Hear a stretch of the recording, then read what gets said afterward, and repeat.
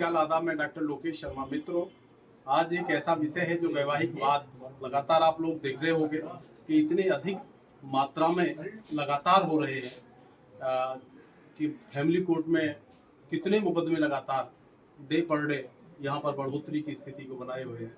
तो एक ऐसा ही मुकदमा है कि उसी मुकदमे के सापेक्ष हम लोग जो सेक्शंस हैं, जो धाराएं हैं लगने वाली, जो सेक्शन 125 सीआरपीसी के जो वर्तमान में 144 बीएनएसएस है, उसमें भरण पोषण का जो वाद है, आज उसी पे हम चर्चा करेंगे। भरण पोषण पे 144 बीएनएसएस पे, तो 144 बीएनएसएस में यदि कोई आदेश किसी भी प्रकार से महिला के पक्ष में एक्स पार्टी प्रोसीड हो जाता है और एक्स पार्टी प्रोसीड होने के बाद में वो निर्णीत हो जाता है, तो उस निर्णीत एक्स पार्टी आर्डर के अगेंस्ट जो सीधे के सीधे व्यक्ति पहले रिवीजन के लिए माननीय उच्च न्यायालय जाते थे, जो भी मेरे विद्वान अधिवक्ता के माध्यम से या जो भी पक्षकार विपक्ष का, तो वो माननीय उच्च न्यायालय ने एक ऐसा आदेश जारी किया जो वर्तमान में, जिससे अभी मैं मुखातिब आपको 2026 में ही किया, जिससे अभी कराऊंगा, कि उस आदेश के तहत, उस रिवीजन के तहत डायरेक्शन दी है संपूर्ण प्रदेश भर की समस्त अदालतों को,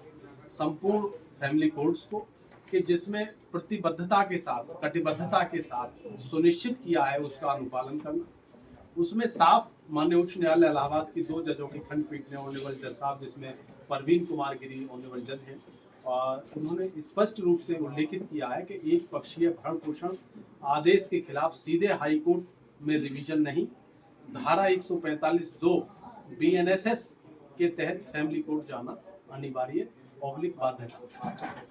तो आज इसी प्रक्रिया पे हम लोग चर्चा करेंगे। आज चर्चा में हमारे साथ शामिल होने के लिए हमारे वरिष्ठ अभियोजन अधिकारी रहे आदरणीय श्री आर.एस. वर्मा साहब, और लगातार जिनको आप लोग देखते रहे हैं कैंपों के माध्यम से भी, यहाँ प्रक्रियाओं के माध्यम से भी जो लोग हम लोग बनाते हैं वीडियोस वगैरह, उनमें भी परम आदरणीय सर अतिरिक्त जिला जज साहब श्री सीपी सिंह साहब, और मैं लगातार आपके साथ माध्यम बना ही रहता हूँ। परम पूज्य हमारे गुरुदेव हैं श्री सादीराम शर्मा जो प्रधानाचार्य रहे हैं, और श्री नरेंद्र शर्मा जी हैं। आज एक हमारे गुड़गांव से अनूप कुमार जी हैं यहाँ पर, और ये विजय जो है थोड़ा बैक बैठे हुए हैं। विजय हमारे लगातार लगे रहते हैं फैमिली कोर्ट की प्रक्रियाओं में।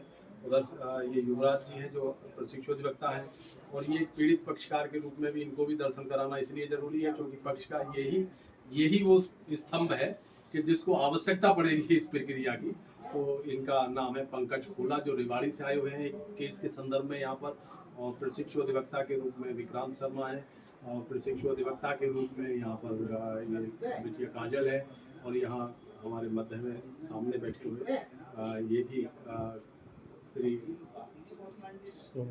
सौरभ शर्मा, तो सौरभ शर्मा भी उपस्थित हैं, और जो वीडियो को लगातार क्रियान्वित करते रहते हैं दीपक, ये भी आपके बीच में उपस्थित है, जो विचित्र के माध्यम से नहीं, मैं वार्तालाप के माध्यम से आपको बता रहा हूँ। तो एक कि ये अनूप कुमार वर्सेस श्रीमती प्रतिभा कुशवाहा।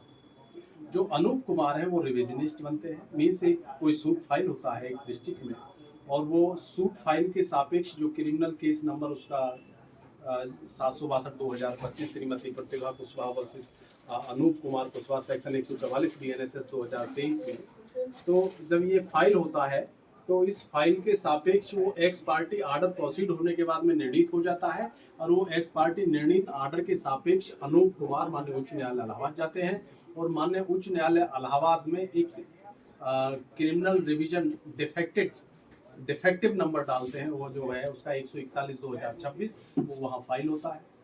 उस फाइल रिवीजन, क्रिमिनल रिवीजन के सापेक्ष अनूप कुमार वर्सेस श्रीमती प्रतिभा कुशवाहा में ऑनरेबल कोर्ट जज साहब परवीन कुमार गिरी साहब, इनके द्वारा जो आदेश पारित किया जाता है उसको रिवीजन को सुनने के बाद, तो उनके द्वारा किया जाता है कि एक पक्षीय भरण पोषण आदेश के खिलाफ सीधे हाई कोर्ट में रिवीजन नहीं, धारा 145(2) बीएनएसएस के तहत फैमिली कोर्ट जाना अनिवार्य है। और फैमिली कोर्ट के जाने के बाद में 145(2) के प्रार्थना पत्र पे हुए निर्णय के बाद माननीय उच्च न्यायालय की प्रक्रिया शुरू होती है, तभी आना चाहिए। बीच में आने के लिए पूर्णतः प्रतिबंध लगा दिया हुआ है। ऐसा प्रक्रिया संबंधित से जो रूलिंग्स के माध्यम से हमने आपको अवगत कराया, इसमें प्रतीत हुआ है। अब मैं परम आदरणीय सर अतिरिक्त जिला जज साहब से विनम्र अनुरोध करूँगा, वो भी दृष्टिपात करेंगे। परम आदरणीय सर। धन्यवाद डॉक्टर लोकेश शर्मा जी। विशेष रूप से जो पहले मेंटेनेंस के केस होते थे उसमें भी यही व्यवस्था थी कि अगर एक्स पार्टी ऑर्डर प्रोसीड कर जाता है तो वहां जाकर के वो एपियर हो जाता था और उसको निकाल करा लेता था। ये नहीं है कि एक्स पार्टी ऑर्डर के लिए प्रोसीड करने के बाद वो हाई कोर्ट चला जाए, क्योंकि उसी अदालत से कराएगा। एक्स पार्टी प्रोसीड होना और एक्स पार्टी डिसाइड होना, अब जो रूलिंग आई है उसके संदर्भ में ये बहुत अच्छा निर्णय है। प्रथमतः तो इसलिए कि पहले तो ये मजिस्ट्रेट ट्रायल होते थे तो सेशन में हो जाता था, वहीं हो जाता था, और जस्टिस जो एकदम नजदीक हो, कम से कम खर्च में मिल जाए, तो वही अच्छा होता है।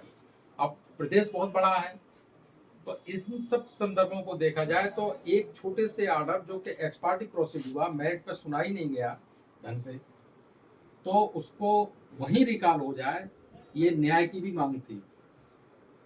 दूसरी स्थिति, बाकी आपको अभी डॉक्टर लोकेश शर्मा द्वारा इन्होंने पूरी अच्छी तरह से उसको बता दिया है। अब जो भी अधिवक्तागण सुन रहे हो तो उनको अगर कोई भी एक्स पार्टी निर्णय हुआ है तो उसमें अधिकांश जोर इस बात पे दें कि वो अनुपस्थित होने का रीजनेबल कारण दर्शाएं। वो उसके मेरिट पे बहुत ज्यादा न बोलें, जितना भी बल दें उतना उस पर दें कि कारण क्या था, उस दिन वो क्यों नहीं आ पाया। अगर वो कारण उचित है, न्याय उचित है, तो 100% रेस्टोर होगा केस। मेरिट पे उसमें सुना ही नहीं जाता है। जो भी रेस्टिट्यूशन डालेंगे एप्लीकेशन उसको रेस्टोर करने के लिए, उसका पहला उद्देश्य यही होता है, कोर्ट ये देखता है कि उस दिन अनुपस्थित कारण क्या था। इसमें बहुत से कारण हो सकते हैं। एक तो होता है कि जो तामीला कराई गई वो मिलकर के करा ली संबंधित व्यक्ति से। तामीला की खामियां देख लीजिएगा, उसको जब आप देखेंगे तामीला की जो लौट के प्रोसेस आई है जिससे कोर्ट ने तामीला माना है, उसमें क्या खामी रह गई, तो वो जो कमियां रह जाती हैं उन्हीं को हाईलाइट करना है कि अगर सही रूप से तामीला नहीं हुई, तामीला के बाद और भी हुआ कि वो आकर के वो फाइल ही नहीं मिली, उसमें फाइल ही नहीं थी। अगर उसने प्रार्थना पत्र दिया कि हम इसका मुआयना करेंगे और वहां लिख दिया कि उनके साथ तो फाइल ही नहीं मिल रही हमको, तो ये भी एक कारण है उस दिन का कि भाई जब फाइल ही नहीं मिल रही तो डेट लगी है। तीसरा ये कि अगर वो फाइल चढ़ी ही ना हो डायरी में तो आप उस दिन की डायरी देखिएगा। ये सिर्फ व्यक्तिगत वकीलों पर डिपेंड कर जाता है कि कौन वकील कितने क्लेवरनेस से जो प्रक्रिया हो रही है वो वहां जाकर के कोर्ट में देख ले। बाकी और विशेष नहीं है, निर्णय बहुत अच्छा है जिससे कम पैसे में आपको वही न्याय मिल जाएगा जहां मिलता है। जो मूल अदालत होती है 125 की, हाई कोर्ट अनावश्यक रूप से नहीं भागना होगा क्योंकि मेरिट का डिसीजन नहीं हुआ है, इसलिए इस स्वागत योग्य निर्णय है। इसी के साथ मैं अपनी वाणी को विराम देता हूँ। जय हिंद, जय भारत। बहुत बहुत धन्यवाद। अभी परमादरणीय सर ने आपको पूरा विस्तारित रूप से अवगत कराया कि किन किन बिंदुओं पे फोकस करके हम लोग 145(2) सीआरपीसी में एक्स पार्टी प्रोसीड हुए या एक्स पार्टी निर्णित हुए उस ऑर्डर के अगेंस्ट हम यहाँ पर जो व्यथित एक्स पार्टी है, मीन्स जो वर पक्ष है, तो वो किस तरह से अपने आप को यहाँ पर स्थिर बना सकता है, किसी स्थिर रख सकता है, माननीय न्यायालय में अपने आप को किस तरीके से प्रोजेक्ट कर सकता है। इसी प्रक्रिया को आपने तो ये भी अभी जो मैं रूलिंग बता रहा था, ये ऑनरेबल प्रिंसिपल जज फैमिली कोर्ट झांसी की रूलिंग है, झांसी द्वारा निर्णित एक्स पार्टी ऑर्डर के अगेंस्ट गए हुए रिवीजन की प्रक्रिया है जो मैंने अभी आपको बताई है।